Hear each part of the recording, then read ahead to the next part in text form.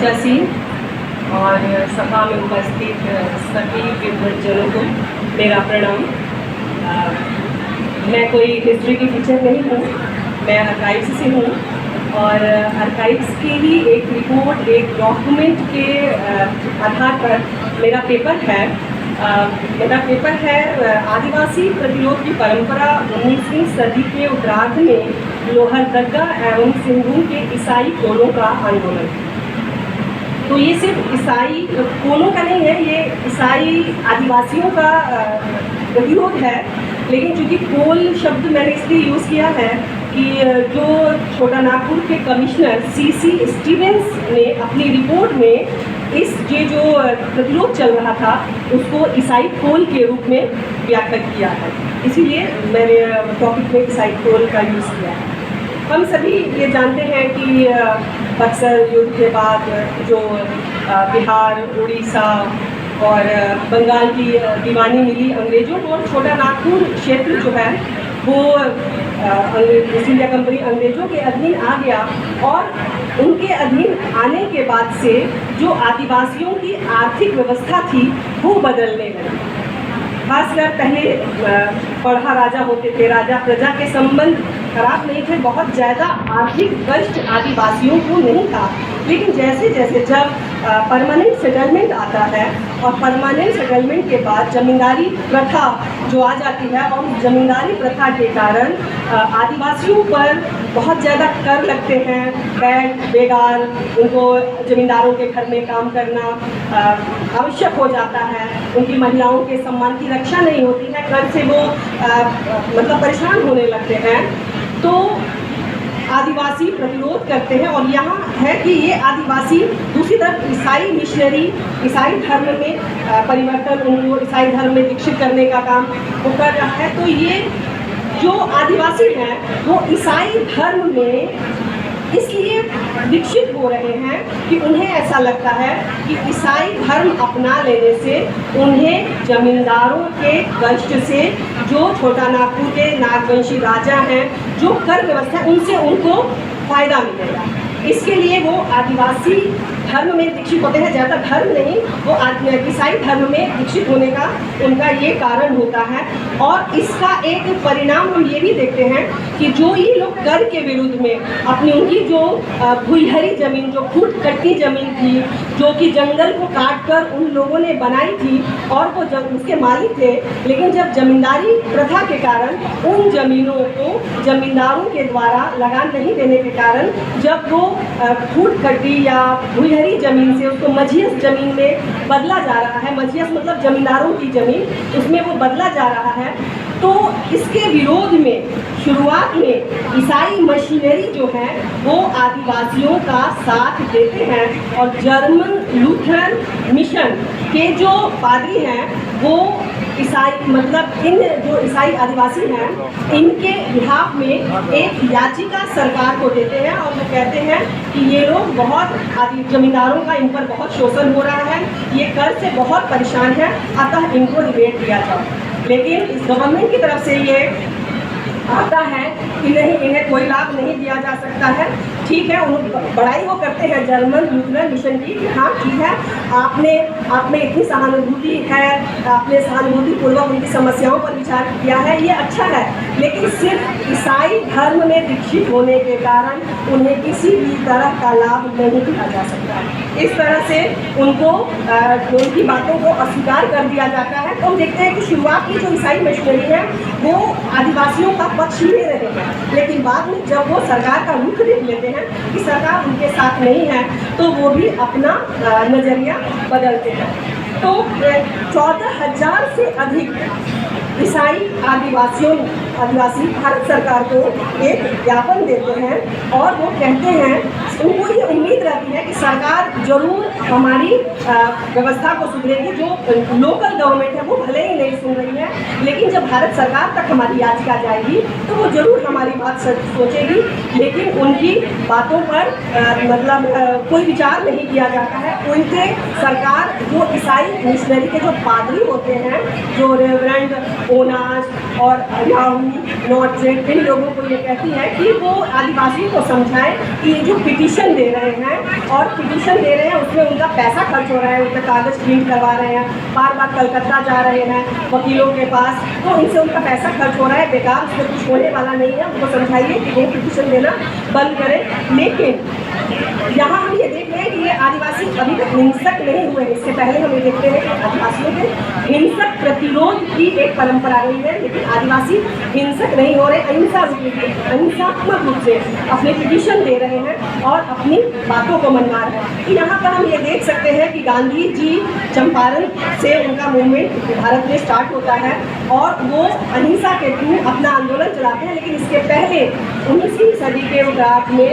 ही ये जो आदिवासी हैं ये अहिंसा के रूप में भी अपनी बात मनवाना चाहते हैं। अहिंसा के रूप में ये चाहते हैं कि हम लोग फ़ायदा ले सके, कर अपनी ज़मीन वापस ले सके, लेकिन उन पर विचार नहीं किया जाता है। लेकिन ये बहुत मतलब ज़्यादा से ज़्यादा 14,000 आदिवासी जब पिटीशन दे रहे हैं, लेकिन जो अंग्रेज इस चीज़ को समझ नहीं रहे हैं कि वो कितना जो आंदोलन है वो कितना व्यापक चल रहा है।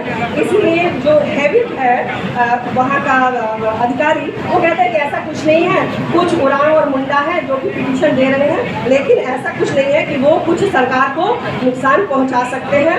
और वो उल्टे वो लोग हमेशा आदिवासियों को समझा रहे हैं कि ऐसा नहीं करें। लेकिन आदिवासी हिंसा तो नहीं कर रहे हैं, लेकिन उन्होंने अपने आप को 1881 में जॉन बैप्टिस्ट के नेतृत्व में छोटानागपुर की पुरानी राजधानी गोइसा में अपना राज्य स्थापित कर लेते हैं और लोहरदगा के मुंशी को धमकी भरे आदेश भी देते हैं, उन पर मुकदमा चलता है और इस तरीके से फिर उनको पीछे हटना पड़ता है। फिर लेकिन हम बार बार ये देख रहे हैं, मेरे कहने का मतलब ये है कि ये आदिवासी बार बार पिटीशन दे रहे हैं। फिर ये 2 महीने बाद फिर एक जर्मन लुथरन मिशनरियों का महासम्मेलन जो हो रहा था वहाँ पर वो जाते हैं और वो कहते हैं कि हम अपने क्षेत्र में किसी भी राजा को देखना पसंद नहीं करते, ये नागवंशी जो राजा हैं हम उनको देखना पसंद नहीं करते, हमको अपनी ज़मीन पर, क्योंकि पिता की संपत्ति पर जब पुत्र का अधिकार होता है तो हमारे जो बाप दादाओं ने जो जंगल काटकर भूरिहरी ज़मीन तैयार की है उस ज़मीन पर हमारा अधिकार होना चाहिए। हम ज़मींदारों को लगान नहीं देंगे, हम लगान देंगे, सरकार को हम लगान देंगे, उनसे सड़क कर जो लिया जाता है रोड टैक्स वो भी हम सरकार को देंगे, लेकिन ज़मींदारों को हम लगान नहीं देंगे। ऐसा क्या हो सकता है कि 100 लोग ठाट से रहे, समृद्धि से रहे और 1000 लोग बहुत कष्ट से रहे। मतलब सामाजिक समानता की बात वो करते हैं, जो हम बाद में गांधी के मूवमेंट में हम ये देखते हैं सामाजिक समानता। लेकिन ये जो आदिवासी को हैं वो सामाजिक समानता की बात करते हैं, स्वशासन की भी बात कर रहे हैं। वो कह रहे हैं कि हमारी जमीन हमारा अधिकार होना चाहिए, हमारे अनुसार ही हमारी व्यवस्था होनी चाहिए, हमारे अनुसार ही कर देने की प्रथा होनी चाहिए। तो इस तरह से उनमें ये भावना स्वशासन, सामाजिक समानता, इसकी भावना आ रही है। साथ ही वो लेकिन सरकार उनकी बात नहीं सुनती है और वो सरकार ये चाहती है कि कुछ न कुछ ऐसा हो कि हम इन पे मुकदमा कराएं, कैसे इनको हतोत्साहित किया जाए। लेकिन ये आंदोलनकारी इतने हतोत्साहन में नहीं रहते। तो क्या होता है कि जब इनकी बात नहीं मानी जाती है तो ये कहते हैं कि ठीक है, अब हम जब बात ही नहीं मानी जाएगी तो हम ईसाई मतलब हम चर्च में जाना छोड़ देंगे, हम अपने बच्चों को मिशनरी में जाने के लिए मना कर देंगे। तो यहाँ पर एक चीज़ और हम देख रहे हैं कि ये चर्च में जाने की बात करें, चर्च में नहीं जाएंगे, बच्चों को मिशनरी स्कूल में नहीं देंगे, ज़मींदारों को कर नहीं देंगे, मजहस भूमि पर कब्जा कर लेंगे, जो ज़मींदारों की भूमि उस पर कब्जा कर लेंगे। लेकिन वो ईसाई धर्म को त्यागने की बात नहीं कर रहे हैं।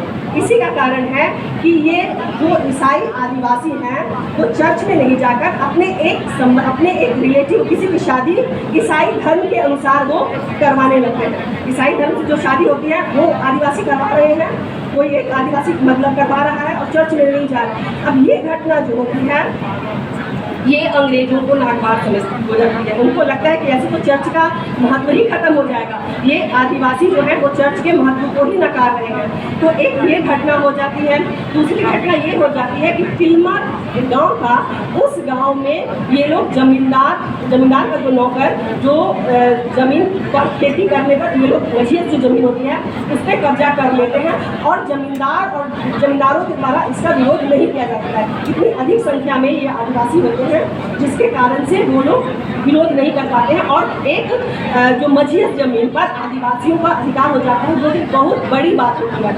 अब ये दो बातें हो जाती है, एक तो वो ईसाई धर्म से, ईसाई रीति रिवाजों से अपने रिलेटिव की शादी करवा रहे हैं, दूसरा ये लोग मझियत जमीन पर भी कब्जा कर रहे हैं। तो ये दो बातों से अंग्रेज घबराते हैं और उनको ऐसा लगता है कि ऐसा करने से अंग्रेजों का डर, सरकारी अधिकारियों का डर लोगों के मन से खत्म हो जाएगा। अतः इनके खिलाफ एक नोटिस दिया जाता है जिसको लेने से ये लोग इनकार कर देते हैं। इसके बाद इनके खिलाफ वारंट जारी किया जाता है और वारंट जारी किया जाता है और छः जो आदिवासी हैं उनको गिरफ्तार किया जाता है। गिरफ्तारी का ये लोग कोई विरोध नहीं करते हैं और कहते हैं कि दो सरदारों के भड़काने से, कहने से हम लोगों ने ऐसा ऐसा किया है, मस्जिद ज़मीन पर कब्जा किया है।